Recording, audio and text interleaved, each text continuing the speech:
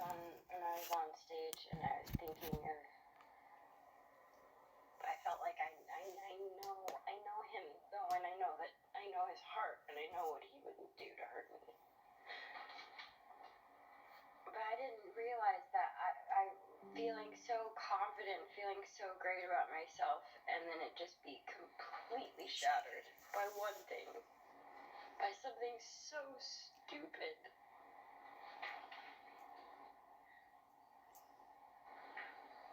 But then you make me feel crazy. You make me feel like it's my fault. I was in pain. The heart wants what it wants. You got me scattered in pieces, shining, but I'm lighting me up like Venus. But then you disappear and you make me wait, and every second's like torture. Heroin drip no more, so finding a way to let it go. But baby, no, I can't escape. This bed's getting colder, you're not here. The future that we hold is so unclear. But I'm not alive until you call, and I'll bet the odds against it all. Save your advice, cause I won't hear. You might be right, but I don't care. There's a million reasons why I should give you up, but the heart wants what it wants. The heart wants what it wants. Wants what it wants. The heart wants what it wants. This is a modern fairy tale. No happy ending, no wind in our sails. And I can't imagine life without breathless moments breaking me down, down, down.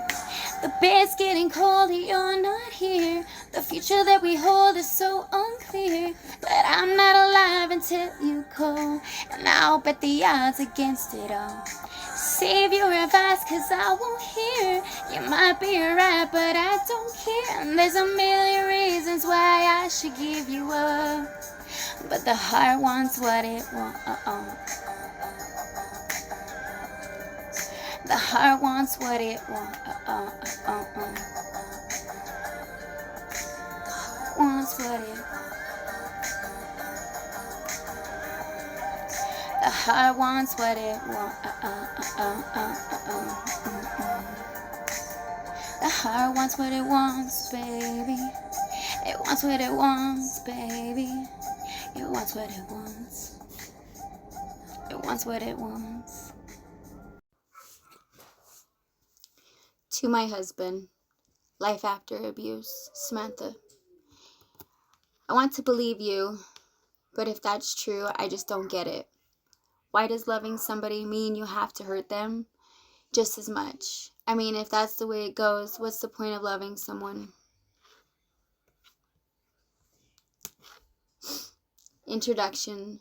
Two of the most common forms of emotional abuse are gaslighting and projection. True in my case to settle.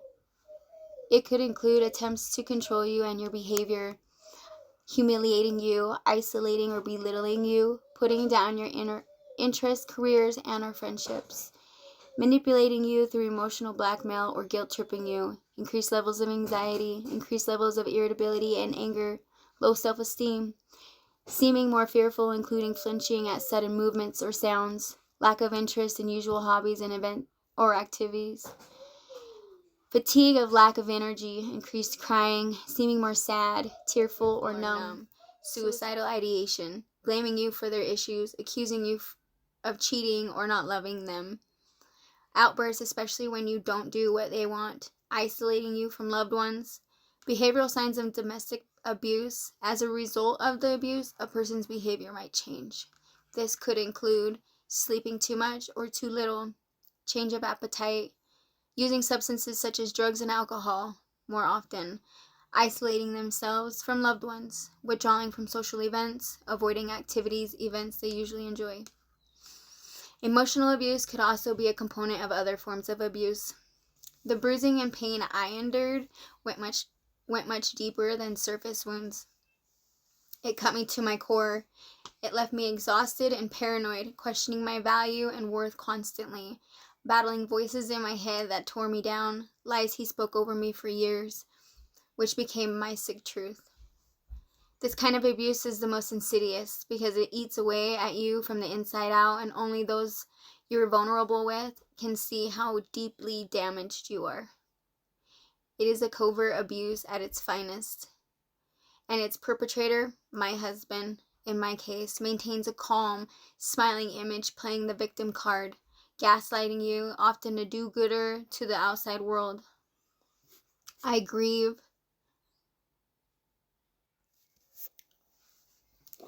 I grieve for the person I thought he was and what I hoped he would become. I grieve for the relationship I longed for, a relationship with empathy, reciprocity, support, and shared space, both physically and ideologically. I'm slowly forgiving myself for enabling him, for giving him supply, and for subjecting my friends and family to his behavior. And I've stopped blaming myself for the issues in our relationship. Also, I am in the process of acknowledging the role my past played in our marriage and therapy. I see my husband for who he really is, not who he has led me to believe he was. As I see him, I try to have empathy for him. I have learned that he may feel empty inside when he's not seeking supply, and beneath the facade he might try to desperately protect is a person who feels insecure, a person who doesn't love himself and is ashamed of who he really is, although he will never admit this to anyone, not even himself. Relationships involve more than one person, and both of us are responsible for what unfolds. Daily suffers I endured anxiety. From this abuse, I experienced extreme fear of anxiety in relationships with new people. I experienced separation anxiety, leading me to feel panicked and disoriented when I'm not with my husband. Depression. I often struggle with feelings of worthlessness after months or years of being told how useless and stupid I was from Andrew. Years of being manipulated and gaslit. I've also isolated myself. That made feelings of depression even worse. Post-traumatic stress. My brain will be on high alert looking out for danger. This is because the traumatic event triggered a fight or flight response in me. As a result, anything associated with this memory can trigger an anxiety attack. I never knew what my abuser was going to do next. I sometimes struggled to relax because of chronic hypervigilance and expecting the abuser, Andrew, to be around every corner. Loss of sense of self and self-worth. I feel as if I completely lost myself. This abuse has felt like brainwashing, and as such, it can destroy your sense of self-worth. I no longer feel like the person I was before we got together. I also have trouble making decisions. I get confused by simple decisions, or I might feel unable to make any decision at all. I feel like I'm not good enough. Or that I did something to cause the abuse in the first place. I feel shame and embarrassment, which stops me from reaching out for help. Inability to forgive myself. I struggle with feeling unworthy and believing that I deserve how I was treated. It feels like there must be something inherently wrong with me if someone who was supposed to love me unconditionally used their power against me in such cruel ways. I struggle with low self-esteem and believe that Andrew would have treated me better if only I did things differently or his way. I have trouble focusing on my goals and dreams. This could be because I'm still preoccupied with the thoughts of what happened to me, or it could be that my sense of self-worth is damaged. It's difficult for me to believe that anything good can happen in my life anymore. Physical symptoms. I live with physical symptoms such as headaches, stomach pains, and body aches. I also have difficulty sleeping, stressed because about what happened, and find I can't shut my brain off at nights. Or I could end up having nightmares that haunt me for days afterwards. Cognitive problems. I find it difficult for me to concentrate on everyday tasks, such as completing work or just watching TV. Memories of traumatic events are known to interfere with concentration and focus. I've experienced memory loss, especially short term. This is because the brain releases a surge of stress hormones when traumatized, affecting the hippocampus region in my brain. Emotional lability. After going through a traumatic event, it's common to suffer sudden mood swings accompanied by irritability. Or I may feel emotionless and like a robot. I experienced depersonalization, where it feels as if everyone around me is not accurate. I even felt the urge to seek exact revenge against Andrew. But this hatred towards him only creates more stress and anxiety, which perpetuates mental health problems. Effects on children. My kids faced developing mental health problems such as PTSD and trauma, anxiety, and depression. They might become fearful in situations that remind them of their traumatic experiences. They feel angry at me or the world, feel disconnected from other people, or have extreme behavioral issues and anger lash outs. Stuck in a cycle. I find myself stuck in a cycle where Andrew continues to contact me after the relationship has ended. He may act nice, also called hoovering, in an attempt to get me back. Threats or attempts to manipulate me by making me feel sorry for him. This can be a tactic used by narcissists to keep their victims trapped in the cycle of abuse, which I stayed multiple times. Trust issues. My trust levels are extremely low. While this can seem like a good thing in some ways, it could also hinder my future relationships. This issue leads me to social anxiety. I find myself constantly wondering whether people are being truthful or if they are manipulating my emotions to get what they want. I become hypervigilant and overly sensitive to criticism or judgment from others due to the fear of being betrayed yet again. I struggle with trust issues in all aspects of my life, including personal relationships, friendships, work interactions, or even contact with family members. I also experience insecure attachment, which means that I constantly feel that people will leave or betray me. People pleasing. I have always been a people pleaser and try to make people like me. I'm overly accommodating to get approval or acceptance from others after having to walk on eggshells for so long. I struggle with expressing my emotions and thoughts because of the fear of being judged for what I say. To avoid confrontation from Andrew, I had always bottled up or suppressed my feelings. Self-destructive habits. I feel the need to punish me because I feel as though it were my fault for Andrew's bad behavior towards me. I experienced problems with addiction such as relapse and smoking, overspending. These addictions were to numb my emotional pain.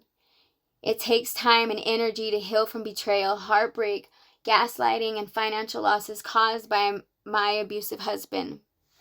What's more, I have lost friends and family members along the way due to self-isolation. Andrew. 1. I know who you are now. What's the cliche again? Oh yeah, hiding in plain sight. You never wanted me to see what you really were, even though you told me every day, and your actions, and even let it slip out every once in a while.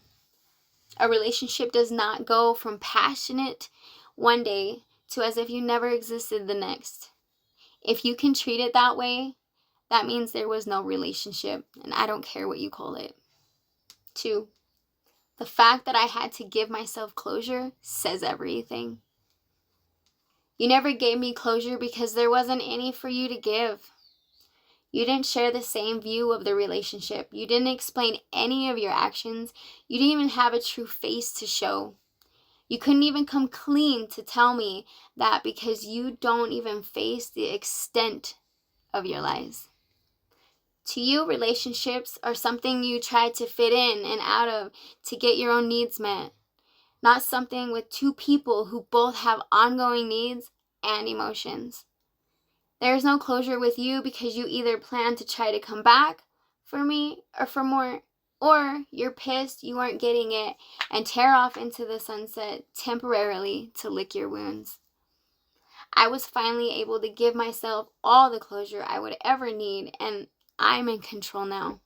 And that's what you never wanted. 3, you're hollow. You stand on the backs of other people and then stab them in the spot where you were standing. You got no honor or integrity, and worse, you know it and don't care. You're loyal only to yourself.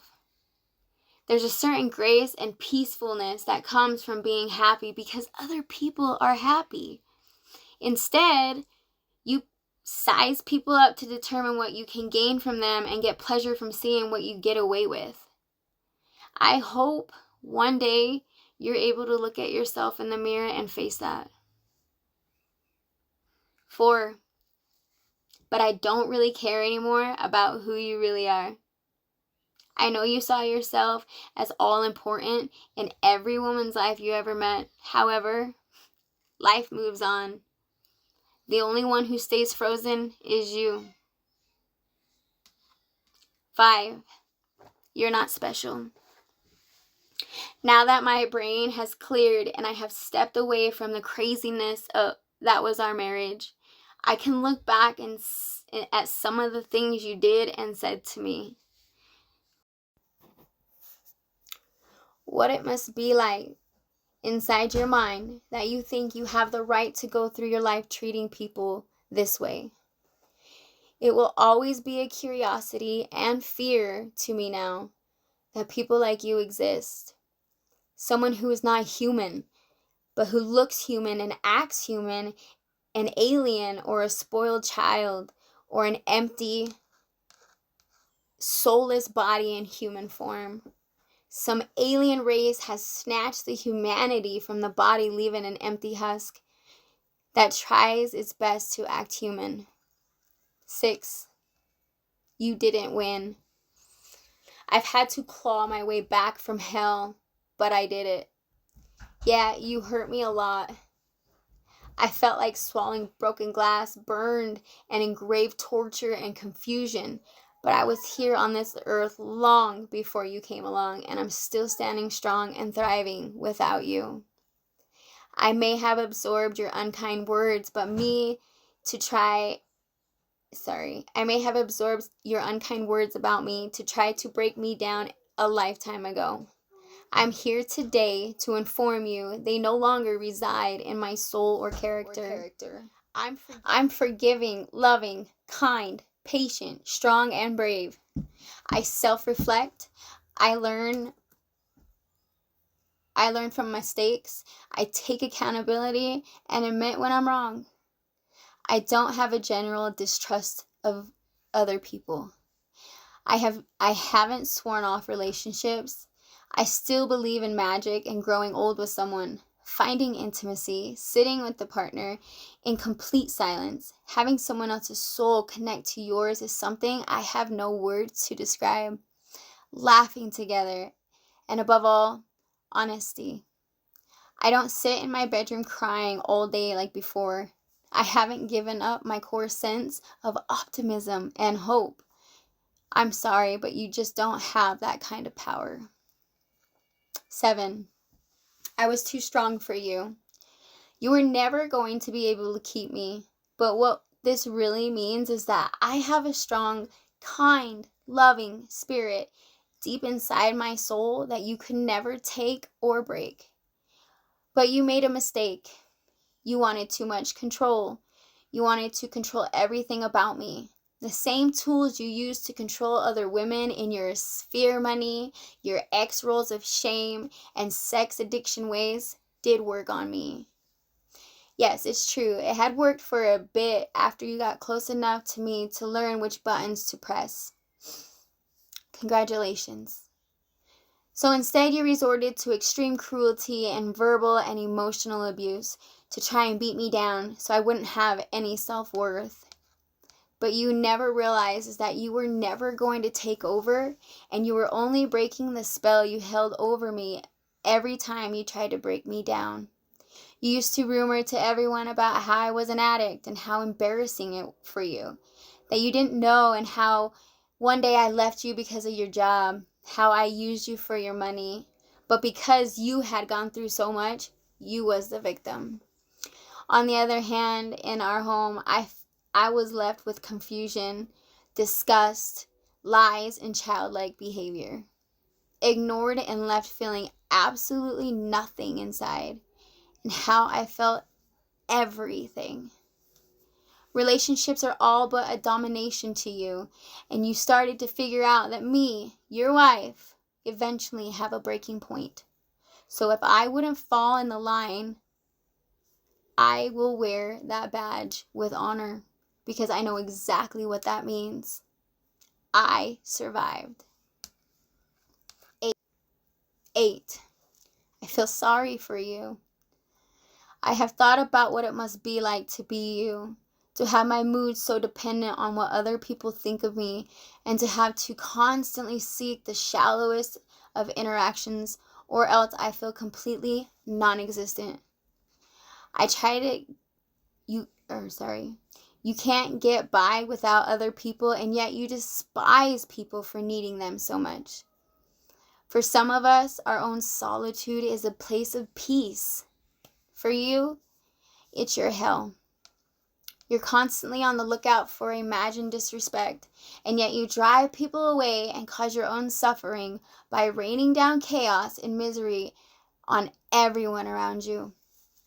You desperately crave love, but feel contempt towards anyone who shows you any, because anyone who loves you is, in your eyes, a liar, a fake, condescending, cheater. Everything that you've projected is everything you have wronged me. It must be exhausting to run through all the mental gymnastics to avoid having to feel so empty, or to be anxious all the time that people will look at you and see an imposter. Did I nail it? 9. It's your loss. If I ever come up in your thoughts or conversations, I'm sure I'm talked about as one of the disloyal exes in your past. The crazy one. The mother that won't allow you to see your son. I know what disloyal means to you now, and what you conveniently leave out about yourself. As if somehow the dynamic was ever under my control, and I wanted things to turn out this way. Not that I expect you to understand that. I was only valuable to you if I looked the other way while you did whatever you wanted, put myself in a box, and ignored my own needs, and let you talk and treat me however you wanted without speaking. In other words, an object. No one can ever live like that, at least not happily, and or with good physical or mental health. It's impossible. So tell me, what exactly did I lose? You, on the other hand, threw away love. It's not even a fair trade. I get my life and kids, but to heal from you is either years in therapy and constant reminders and behaviors or emotions you have forever engraved on myself. You destroyed a perfectly good relationship and lost someone who loved and cared about you. I'm not recovering or healing from love lost or even failure of a marriage, but from warfare. 10. The next guy I fall in love with will be glad I was with you first. I once thought you were the love of my life. Now I know you weren't, because the love of my life would never have treated me the way you did. The love of your life can't be a one-sided relationship. that doesn't even make sense. And yet I learned a lot about love in my relationship with you. I also learned a lot of things about myself emotionally and physically while in a relationship, and I gained knowledge about becoming a better partner. Most of all, now I know I'm capable of giving someone that much love. I guess I must thank you for showing me what was possible. My next boyfriend is going to benefit from that, and I'll be a better woman for that man, so he thanks you too. And I found a poem that helped me cope with you. From hate to sadness. Once I despised you, held anger in my core, but now I see your pain, and my heart feels sore. Narcissism veiled your soul, a fragile ego's dance, yet beneath the bravado lies a wounded circumstance. Loneliness echoes within, a void you cannot fill, and though I once hated, now I feel a different chill. Compassion blooms anew for the broken pieces you hide. May healing find your heart and peace walk by your side.